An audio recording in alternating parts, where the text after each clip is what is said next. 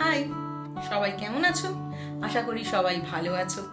Welcome to my channel Pritha's daily diary. কলকাতায় তো কদিন ধরে মোটামুটি সকালের দিকে একটু হালকা ঠান্ডা, দুপুরের দিকে গরম, আর রাতের দিকে কিন্তু শিশিরানি ভাব তো আসছে। এই ওয়েদারে আমার মনে হলো যে একটু ব্রাউনি খাই। তো সেই জন্য আমি আজকে তোমাদের জন্য নিয়ে এসেছি খুব সহজেই হোমমেড ব্রাউনি রেসিপি, যেটা খুব সহজেই আমরা বাড়িতে বানিয়ে নিতে পারবো ঝটপট, আর ইনগ্রেডিয়েন্টসগুলো খুবই সহজলভ্য। তো আজকে আমরা বানাবো ব্রাউনি রেসিপি। তো রেসিপিতে আমি যেটা বলিনি সেটা আমি তোমাদের সাথে একটু শেয়ার করে নিই। ব্রাউনি বানানোর জন্য আমাদের মাইক্রোওয়েভকে হাই টেম্পারেচারে কিন্তু 10 মিনিটের জন্য প্রিহিট করতে হবে। তো এই প্রিহিটের মধ্যে যে 10 মিনিট টাইমটা থাকবে তার মধ্যে আমরা কিন্তু আদার মিক্সিং পার্টগুলো করে নেব। তো আর দেরি না করে তাহলে রেসিপির দিকে যাওয়া যাক।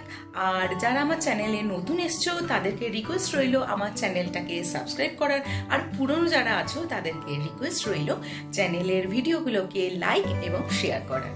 তাহলে আর দেরি না করে যাওয়া যাক। ভালো থেকো, ভালো রেখো। জায়গাটা আমার একটু মেসি হয়ে আছে, কিন্তু হোক না মেসি, খাবার তো হবে টেস্টি। তো ইনগ্রিডিয়েন্টস হচ্ছে কোকো পাউডার, চিনি, ডার্ক চকলেট, বেকিং পাউডার, মাখন, ড্রাই ফ্রুটস এবং দুধ। সেটা গুঁড়ো হতে পারে, আবার লিকুইডও হতে পারে। নেক্সট কাজ হচ্ছে পাউডার সুগার বানানো, যেটা মিক্সিতে ব্লেন্ড করে আমি করে নিচ্ছি। পাউডার এই জন্য যাতে একটা স্মুথ টেক্সচার হয়। যদি চিনির দানা থাকে তাহলে কিন্তু ব্যাটার আমাদের স্মুথ হবে না।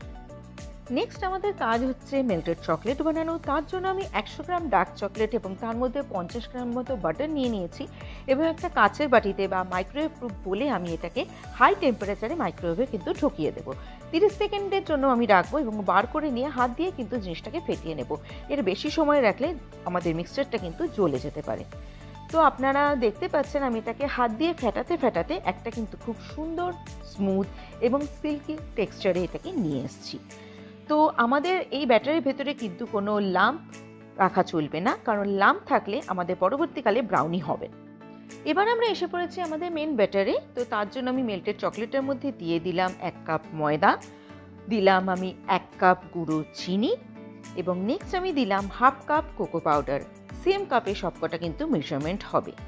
এবং নেক্সট মোস্ট ইম্পর্টেন্ট, এর মধ্যে দিয়ে দিলাম 1 চিমটি বেকিং পাউডার। এবার আমি আমুল গুঁড়ো দুধটাকে গরম জলের মধ্যে মিশিয়ে লিকুইড দুধ বানিয়ে নিয়েছি। এবার এটাকে এর মধ্যে ধীরে ধীরে মিক্স করব এবং ব্যাটার বানাবো। তো আমার ব্যাটার কিন্তু রেডি হয়ে গেছে, এবং দেখতে পাচ্ছ এটা ভীষণ একটা শাইনি এবং স্মুথ ব্যাটারে হয়েছে, এবং এতে অবশ্যই কোনো লাম্প রাখা চলবে না, তাহলে কিন্তু আমাদের ব্রাউনিটা ফ্লাফি হবে না। নেক্সট আমি আমার কেক মোল্ডের ভেতর প্রথমে লিকুইড বাটার এবং তার উপর ময়দা দিয়ে এটাকে গ্রিস করে নিয়েছি, যাতে আমি যখন এর মধ্যে আমার ব্যাটারটা ঢালবো ব্রাউনিটা হয়ে গেলে ইজিলি বেরিয়ে আসে। এবার আমি আমার ব্যাটারটা এর মধ্যে ভালো করে ঢেলে দিচ্ছি এবং খুব ভালোভাবে সব দিকে ছড়িয়ে দিচ্ছি। তো দেখতে পাচ্ছ আমি ব্যাটারটাকে ভালোভাবে ছড়িয়ে দিয়েছি এবং ড্যাব ড্যাব করে এয়ার বাবলসগুলোকে কিন্তু সরিয়ে দিয়েছি, এবং কিছুটা কাজু দিয়ে দিয়েছি। তো যেরকম প্রথমেই বলেছিলাম, আমি আমার প্রিহিট ওভেনে ব্রাউনি মিক্সারটাকে ঢুকিয়ে দিয়েছিলাম হাই টেম্পারেচার 10 to 12 মিনিটসের জন্য। আর একটা ছুরি ঢুকিয়ে দেখে নিলাম, যেহেতু এটা ক্লিন বেরিয়েছে তার মানে আমার ব্রাউনিটা কিন্তু পারফেক্টলি বেকড হয়েছে। এবার আমি আমার ব্রাউনিটাকে ডিমোল্ড করে নিয়েছি, আর গ্রিজিংয়ের কারণে এটা কিন্তু কেক মোল্ড থেকে খুব সহজেই বেরিয়ে গেছে। আর হার্ট শেপের আমার ব্রাউনিটা কিন্তু সত্যি ফাটাফাটি লাগছে। এবার সামান্য ডেকোরেশনের পালা। ডেকোরেশনের জন্য আমি একটা 40 টাকার ডেয়ারি মিল্ককে মাখন দিয়ে সামান্য গলিয়ে নিয়েছিলাম। এবার একটা চামচের সাহায্যে আমি ব্যাপারটাকে পুরো ভালোভাবে চারিদিকে ছড়িয়ে দেব, এবং তার উপরে আমি দিয়েছি সামান্য কিছু কাজু। তোমরা চাইলে এতে কিশমিশ দিতে পারো বা যে কোনো ধরনের ড্রাই ফ্রুট ইউজ করতে পারো নিজেদের পছন্দ মতো। আর যদি 1 স্কুপ ভ্যানিলা আইসক্রিম দিতে পারো, ব্যাস আর কি চাই।